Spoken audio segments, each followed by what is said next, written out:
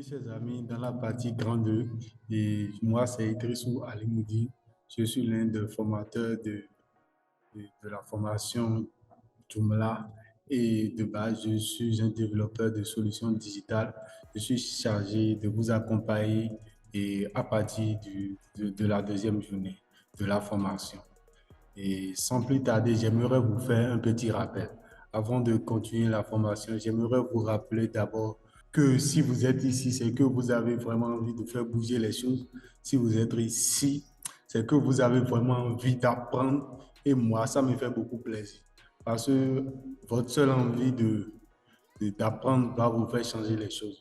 Vous n'avez pas, comme M. Rodolphe Aguemon vous l'avez dit, vous n'avez pas besoin forcément d'avoir un background informatique avant d'être un bon développeur de solutions digitales. Donc, sans plus tarder, si je ne veux pas me faire long, le rappel que j'aimerais vous faire, c'est quoi?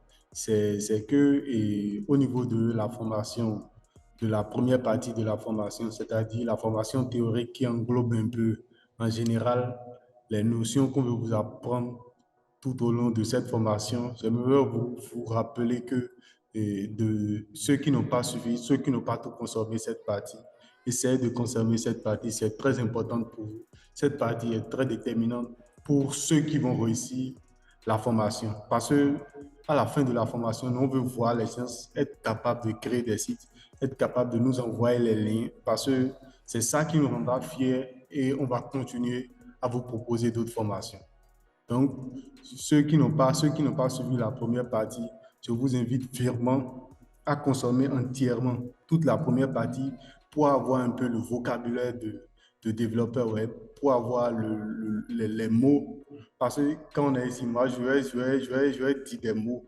Et peut-être si vous n'avez pas bien suivi la première partie, vous aurez des difficultés. Et d'ailleurs, c'est pourquoi on vous a confié un projet dans la première partie. Je vous invite vivement à réaliser le projet.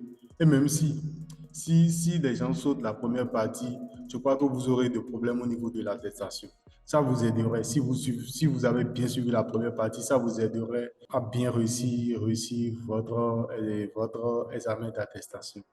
Et bon, sans plus tarder, on va passer aux bonnes choses. Ce que j'aimerais, ce sur quoi on va d'abord commencer, comme l'a annoncé déjà le programme, on va commencer par le choix du style de site. Le choix du style de votre site, c'est quoi? Vous savez, dans le monde actuel, il y a différents types de sites web. Il y a d'abord, quand on parle de site web, ce à quoi l'on pense premièrement, c'est quoi? C'est des sites e-commerce.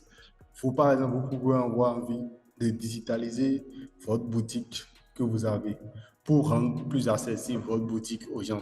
Donc, dans ce but, vous pouvez créer, par exemple, un site e-commerce qui va représenter un site e-commerce qui présentera vos produits en ligne.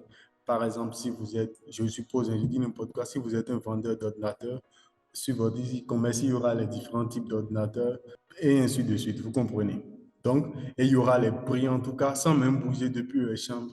Les gens seront capables de savoir les produits que vous avez, à quel prix vous les vendez, votre localisation, et si possible, payer le produit. Et si il y a plusieurs possibilités, vous pouvez même intégrer des solutions pour les faire livrer et tout. Donc, voilà un peu comment ce qu'on a le site de site, comment fonctionne un peu le site de site e-commerce. À part ça, il y a les sites vitrines. Les sites vitrines, c'est quoi? Les sites vitrines, c'est des sites qui présentent juste un service. Par exemple, à la fin de cette formation, si vous avez par exemple la capacité de créer un site web en toute autonomie, vous pouvez par exemple créer un site propre à vous pour montrer vos compétences, pour montrer vos services, pour présenter ce que vous êtes capable de réaliser. Et vous pouvez par exemple pour ce genre pour faire une telle activité, vous pouvez utiliser par exemple un site vitrine. Et ce site vitrine, c'est quoi? C'est un site qui va juste vous permettre d'être en contact avec, de rester en contact juste, de présenter d'abord, comment on appelle, de présenter vos services et aux utilisateurs de votre site et mis à part ça, de faire un formulaire basique juste pour que les gens puissent vous contacter s'ils ont besoin de services ou bien de montrer juste vos informations. À part ça, il y a aussi de grands sites. Je ne veux pas, cette partie n'est pas la partie théorique. Donc, mais j'essaie quand même de vous expliquer ce qu'on a, comment choisir les différents types de sites. Il y a aussi peut-être que certains parmi vous veulent créer le nouveau Facebook. Par exemple, Facebook, vous voyez, Facebook aussi a un site. Vous pouvez utiliser, vous pouvez créer un réseau social, par exemple. Il y a différents sites. Et quand on parle de réseau social, vous voyez, les fonctionnalités deviennent un peu plus avancées.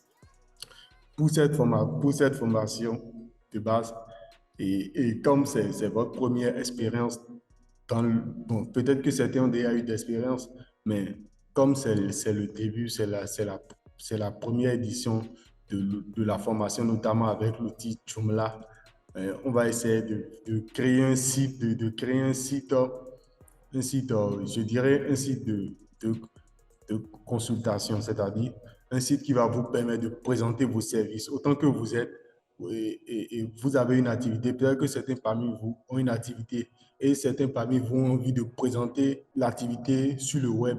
Par exemple, vous pouvez être, je sais pas, vous pouvez être un vendeur, vous pouvez juste besoin de présenter ce que vous vendez sur le net sans pour autant intégrer des moyens de paiement. Donc, notre choix portera juste sur un site vitrine pour cette première édition.